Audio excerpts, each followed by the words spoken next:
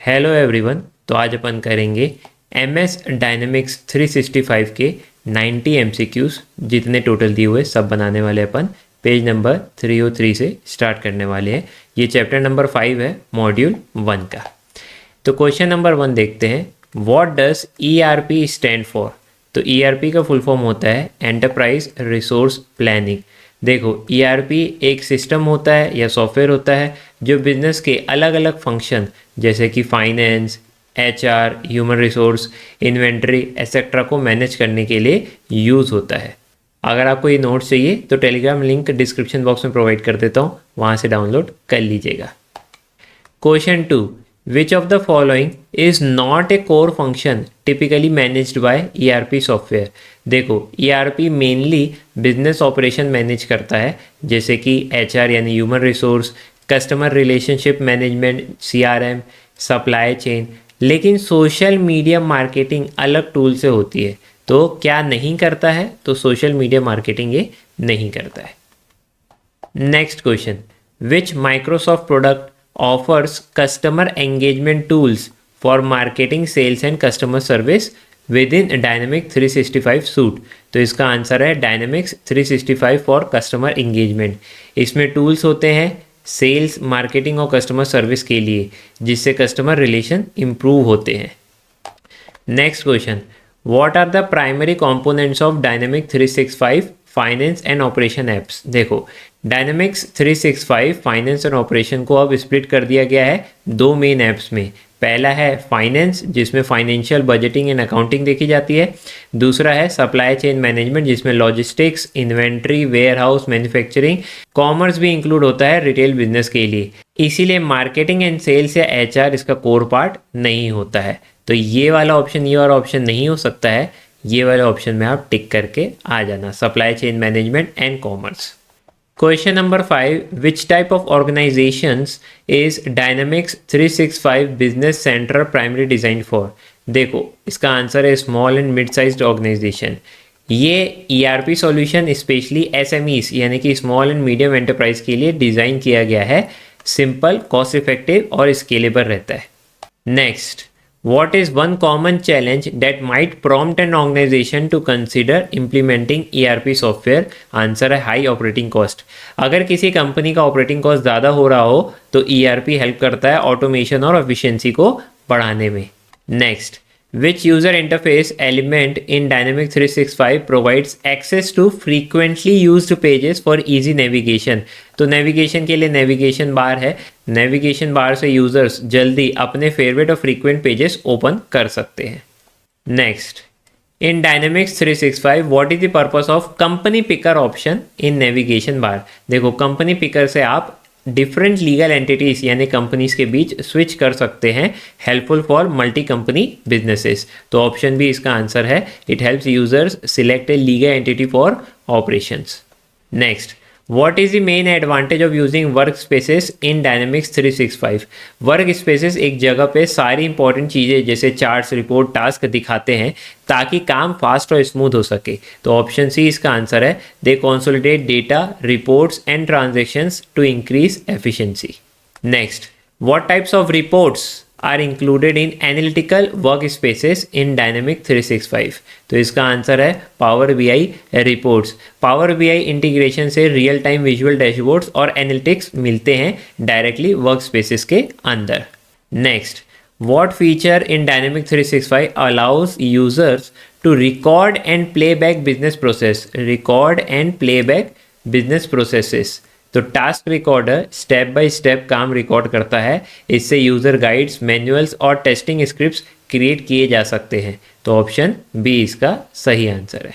Next, which deployment options are available for finance and operation apps in dynamic 365? तो option C इसका है both cloud and on premises. देखो organisations चाहे तो dynamic 365 को Microsoft cloud पे डिप्लॉय कर सकते हैं या अपने खुद के सर्वर पे यानी कि ऑन प्रीमाइसेस पे।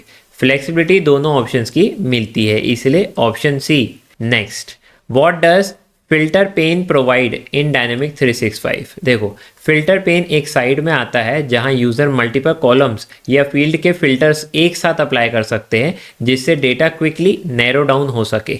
तो क्या है इसका answer? An inline pane with multiple filter criteria.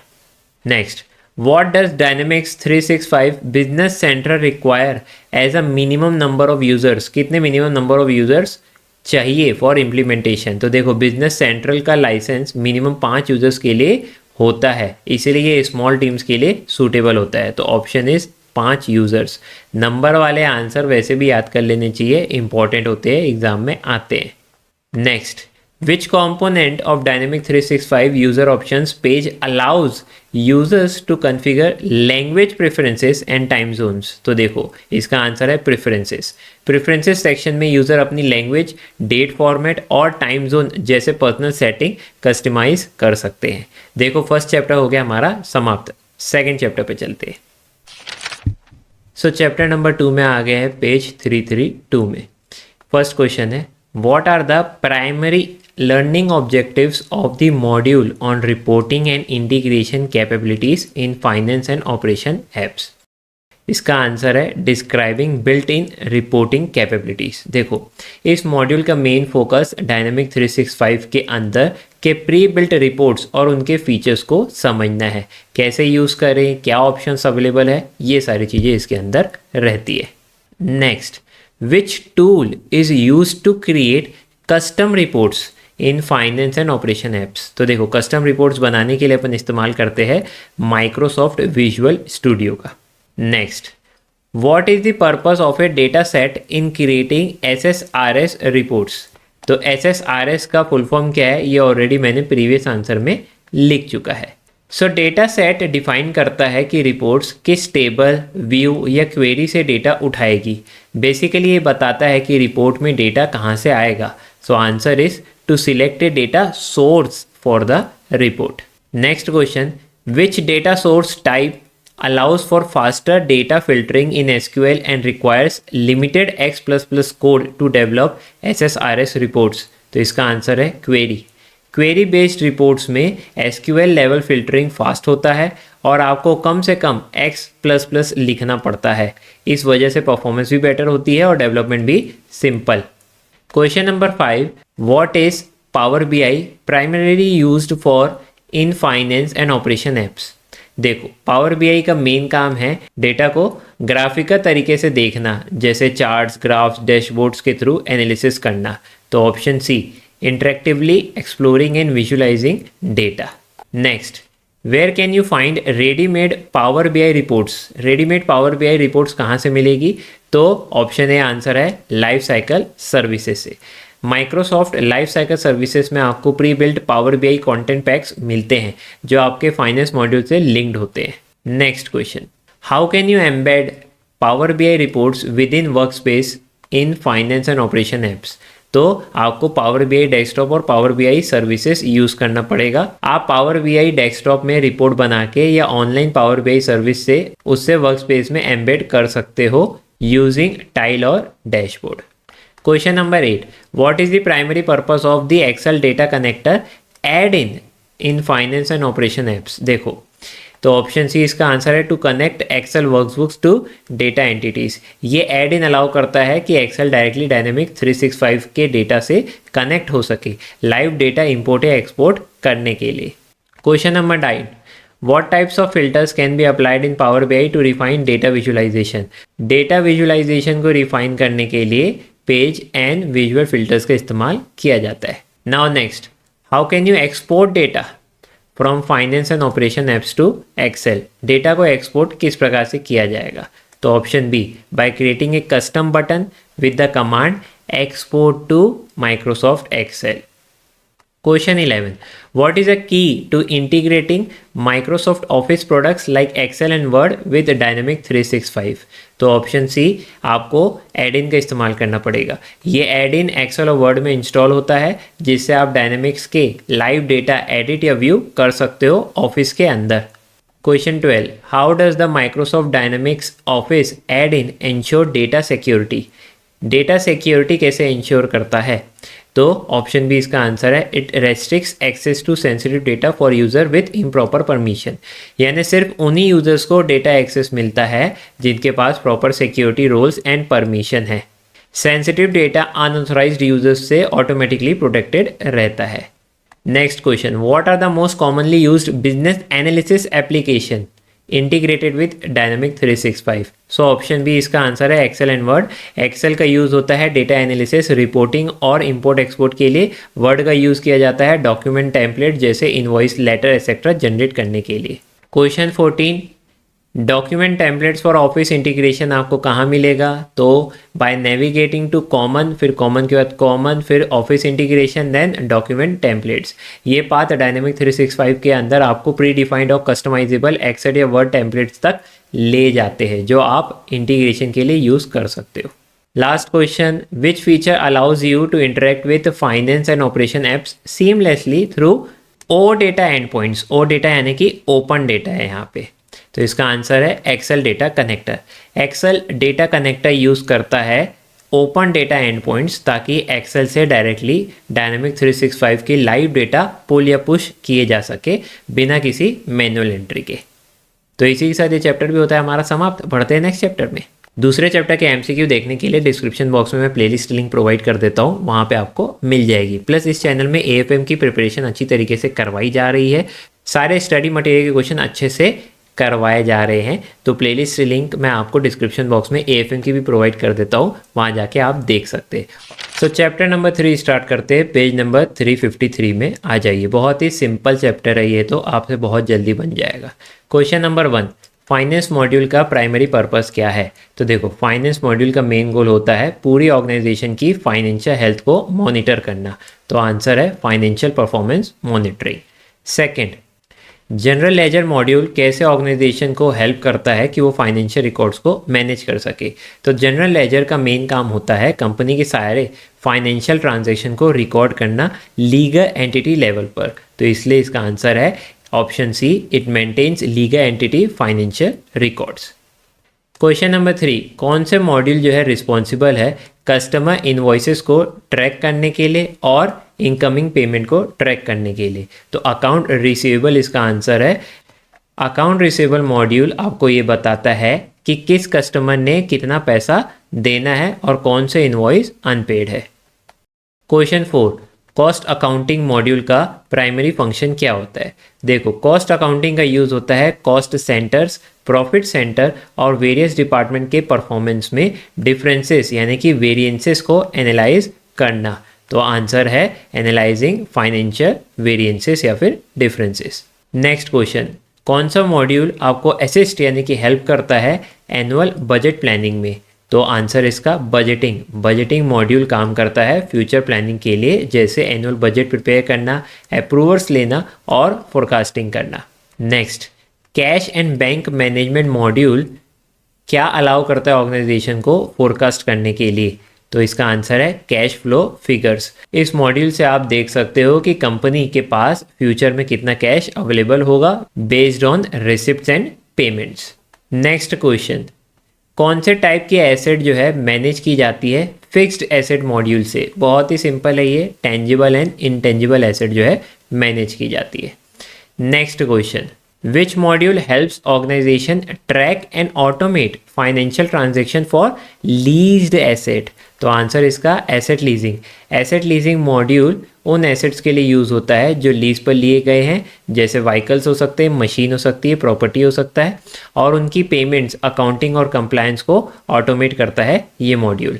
Next, revenue recognition module का प्राइमरी पर्पस क्या है? तो ये मॉड्यूल इंश्योर करता है कि रेवेन्यू को अकाउंटिंग स्टैंडर्ड्स के अकॉर्डिंग प्रॉपर समय पे रिकग्नाइज किया जाए। तो option D, recognising revenue based on guidelines. Next question, which module helps organisations manage customer credit limits and collection? तो ऑप्शन सी इसका आंसर है क्रेडिट एंड कलेक्शन मैनेजमेंट। इस मॉड्यूल से आप कस्टमर के लिए क्रेडिट लिमिट सेट कर सकते हो, यानी कि एक कस्टमर को मैक्सिमम आप कितना उधार में माल बेच सकते हो, और उनकी ड्यू पेमेंट्स को ट्रैक और कलेक्ट कर सकते हो। लेट पेमेंट फॉलोअप भी इंक्लूड होता है। नेक्स्ट, फाइनेंशियल मैनेजमेंट के कॉन्टेक्स्ट में लीगल एंटिटी क्या होती है? तो ऑप्शन बी इसका है ए रजिस्टर और लेगिस्लेटेड लीगल स्ट्रक्चर। लीगल एंटिटी का मतलब होता है कि एक कंपनी या यूनिट जो लीगली रजिस्टर्ड हो, जैसे प्राइवेट लिमिटेड, एलएलपी एक्सेट्रा। तो बहुत सिंपल इसके आंसर्स है। आप अगर रैंडम गैस भी लेते तो भी आपके आंसर मोस्टली सही ही होंगे, तो एग्जाम में रैंडम गैस ले लेना। Question 12, why is it important to select the correct number sequence in financial management. देखो, अगर नंबर सीक्वेंस जैसे इनवॉइस नंबर, जनरल नंबर गलत सेट हो जाए तो डुप्लीकेट या मिसिंग एंट्रीज आ सकती है, जो सिस्टम परफॉर्मेंस और ऑडिट के लिए प्रॉब्लम बन सकता है। तो आंसर है D, to avoid performance issues आप क्या करते हैं, करेक्ट नंबर सीक्वेंस को सेलेक्ट करते हैं। Next, what does the scope of a number sequence determine in financial management. Scope decide करता है कि नंबर किस तरह से जनरेट होगा, तो ऑप्शन बी इसका आंसर है the format of the identifier. Question number 14, role of sales tax groups in financial management क्या है, तो option C, calculate taxes for customers and vendors. ये कस्टमर और वेंडर्स के लिए टैक्स को कैलकुलेट करता है। Question number 15, cost accounting module manager को क्या एनालाइज करने में मदद करती है, तो मैनेजर इससे फाइनेंशियल परफॉर्मेंस एनालाइज कर सकता है। तो ये चैप्टर भी होता है समाप्त। चैप्टर नंबर 4 पेज नंबर 371 में आ जाइए। क्वेश्चन नंबर 1, प्राइमरी फंक्शन क्या होता है डायनेमिक 365 फाइनेंस का। डायनेमिक 365 फाइनेंस का मेन काम होता है फाइनेंशियल रिकॉर्ड मैनेज करना, तो इसलिए इसका आंसर है फाइनेंशियल मैनेजमेंट। क्वेश्चन 2, COA यानी चार्ट ऑफ अकाउंट्स क्या होता है, तो COA एक लिस्ट होती है फाइनेंशियल अकाउंट्स की, जैसे रिवेन्यू, एक्सपेंस, एसेट्स, जिसे आप जनरल एंट्रीज में यूज़ करते हैं, यानी कि an index of financial accounts. Question number 3, multiple ledger को कैसे लिंक किया जा सकता है सेम COA से, तो एक ही COA को मल्टीपल लेजर से लिंक कर सकते हैं by setting up ledger specific rules, तो इसलिए option B, by configuring ledger rules. Question number 4, financial dimension किस लिए यूज़ किया जाता है, तो फाइनेंशियल ट्रांजैक्शन को क्लासीफाई करने के लिए यूज़ किया जाता है।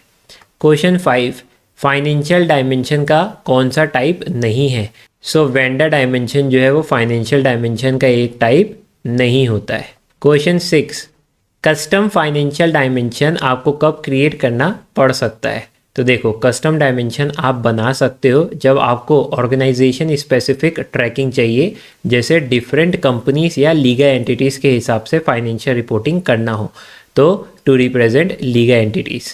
Question 7, what is the purpose of periodic financial closing process, तो क्लोजिंग प्रोसेस का गोल होता है सारे बुक्स सेटल करके फाइनेंशियल ईयर क्लोज करना, ताकि balance sheet, profit and loss जैसे स्टेटमेंट बना सके, तो option B, to generate annual financial statements. Question number 8 important question भी है, ईयर एंड 1099 रिपोर्टिंग क्या रिफर करता है, तो 1099 रिपोर्ट उन वेंडर्स के लिए होता है जिनको आपने साल भर पेमेंट की है और जिन पे टैक्स रिपोर्टिंग रिक्वायर्ड है, तो option number C, reporting payments to vendors subject to tax reporting. Next question, primary purpose क्या है जनरल एंट्री का, तो टू रिकॉर्ड बिजनेस ट्रांजैक्शन, फुद्दू question. Question number 10, financial general का टाइप क्या नहीं है, तो सेल्स ऑर्डर जनरल जो है वो फाइनेंशियल जनरल का टाइप नहीं है। बजट होता है, कस्टम पेमेंट जनरल होता है, इनवॉइस रजिस्टर भी एक टाइप होता है फाइनेंशियल जनरल का। क्वेश्चन नंबर 11, ग्लोबल जनरल का फंक्शन क्या होता है, तो ग्लोबल जनरल का यूज़ तब होता है जब आपको मल्टीपल लीगल एंटिटीज़ का फाइनेंशियल डेटा एक जगह कंबाइन करना होता है, तो that is option B, to consolidate financial data across companies. Question 12, कौन सा जनरल टाइप जो है वो यूज़ किया जाता है टू सेटल रिसीवेबल्स, तो जब कस्टमर आपको पेमेंट करते हैं तो उसका रिकॉर्ड करने के लिए कस्टमर पेमेंट जनरल यूज़ किया जाता है, तो ऑप्शन सी इसका सही आंसर है।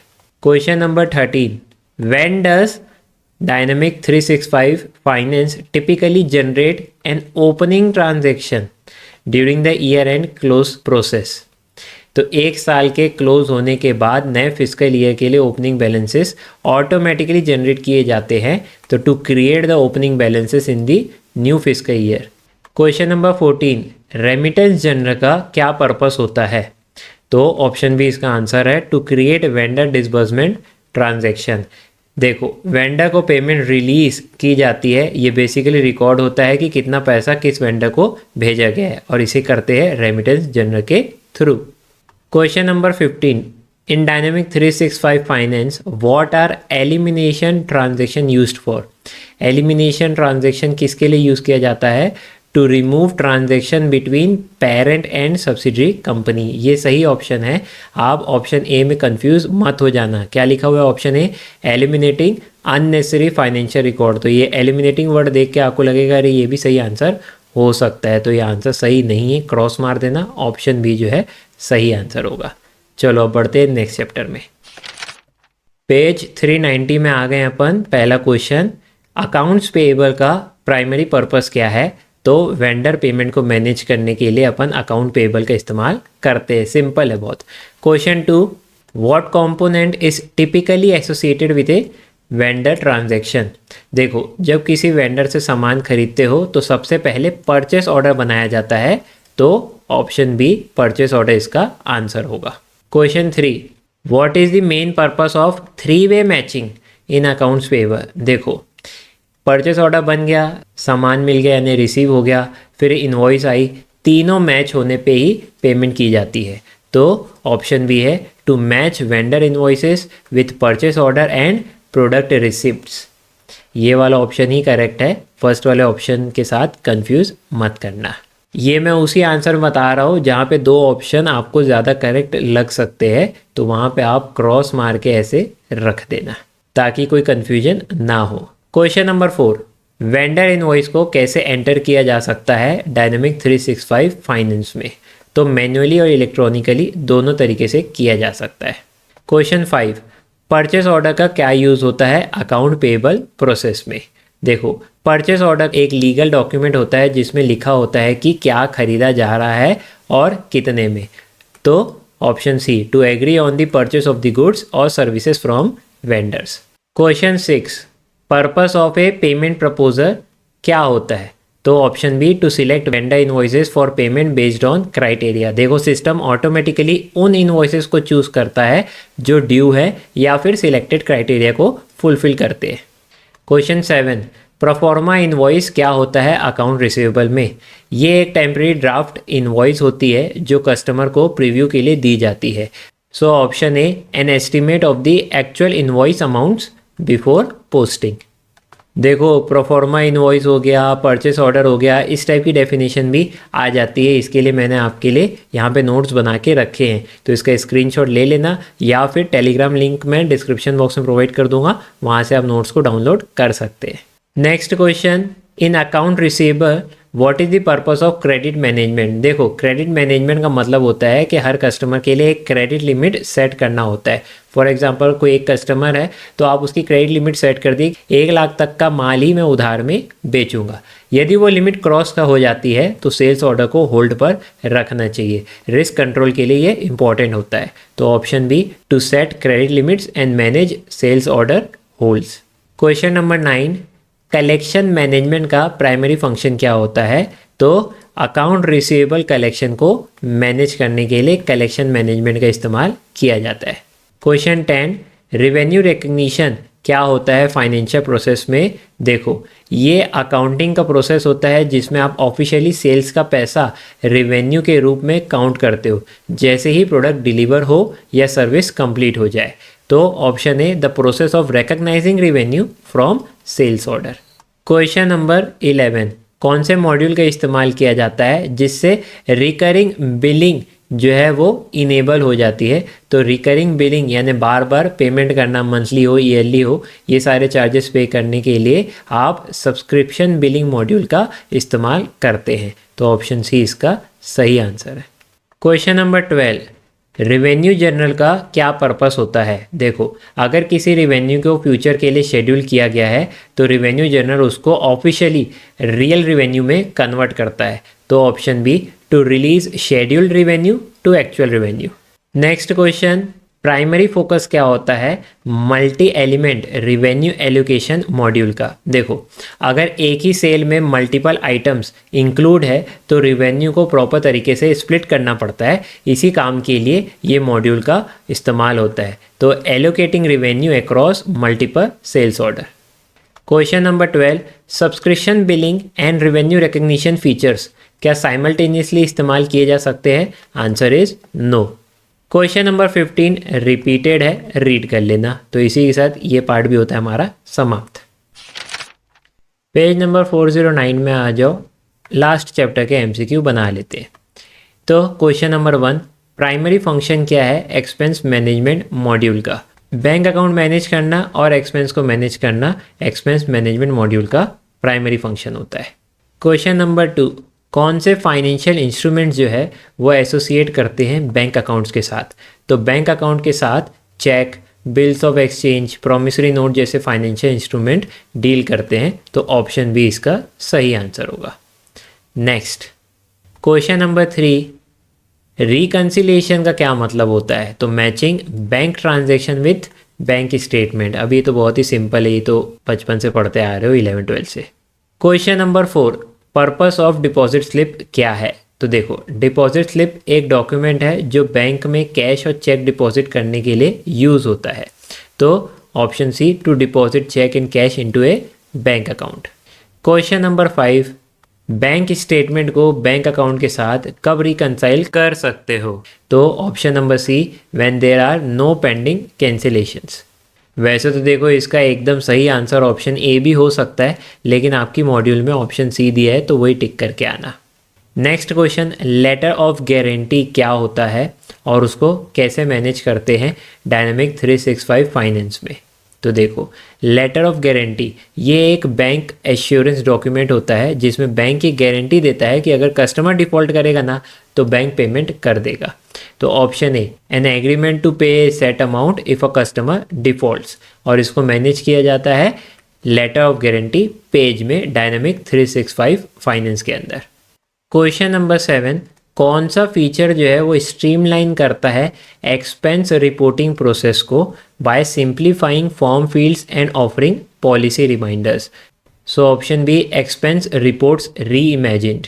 ये फीचर फॉर्म फिलिंग को इजी बनाता है और एम्प्लॉय को एक्सपेंस पॉलिसी याद दिलाता है, दैट इज पॉलिसी रिमाइंडर जैसा काम करता है। Question number 8, What should an organization consider during planning phase before implementing expense management in Dynamic 365 Finance? देखो, प्लानिंग फेज में ऑर्गेनाइजेशन का स्ट्रक्चर, अप्रूवल हायरार्की और फाइनेंशियल सिस्टम सब कंसिडर करना ज़रूरी होता है। तो ऑप्शन डी इसका सही आंसर होगा, the organisations hierarchy and financial background. Question number 9 and 10 important है।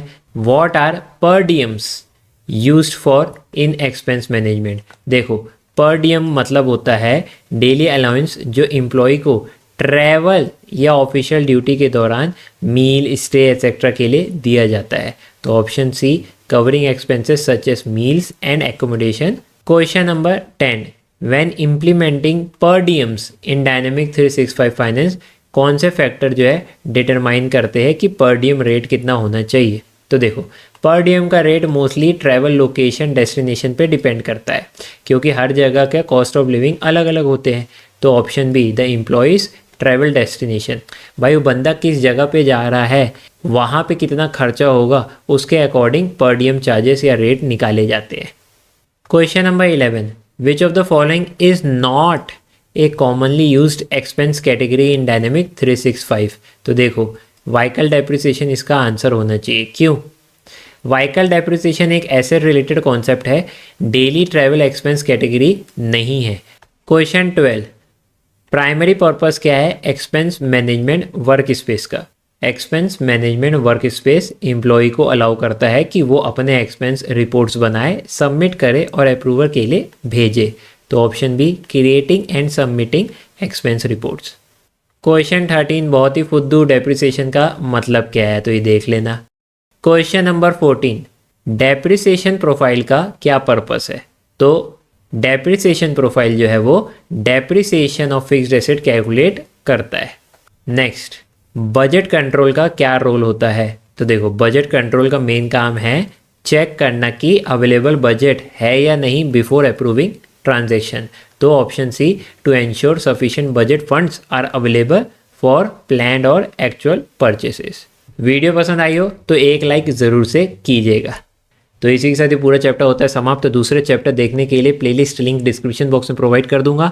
AFM की कंप्लीट तैयारी इस चैनल में करवाई जा रही है, तो वो सारे वीडियोस भी आप ज़रूर से चेकआउट करना, आपको काफ़ी हेल्प होगी। डिस्क्रिप्शन बॉक्स में मैं उसकी लिंक भी प्रोवाइड कर देता हूँ एंड नोट्स के लिए टेलीग्राम लिंक आपको डिस्क्रिप्शन बॉक्स में प्रोवाइड कर देता हूँ। ऑल द बेस्ट, आपका ये एग्ज़ाम अच्छा जाएगा। सारे MCQ जो है आपको एक एक बार पढ़ के जाने ही पड़ेंगे और इजीली आपको देखो 40 मार्क्स ही स्कोर करना है, तो उतने आपके आसानी से आ जाएंगे। बस एक एक बार सारे MCQ को रीड करना रहेगा।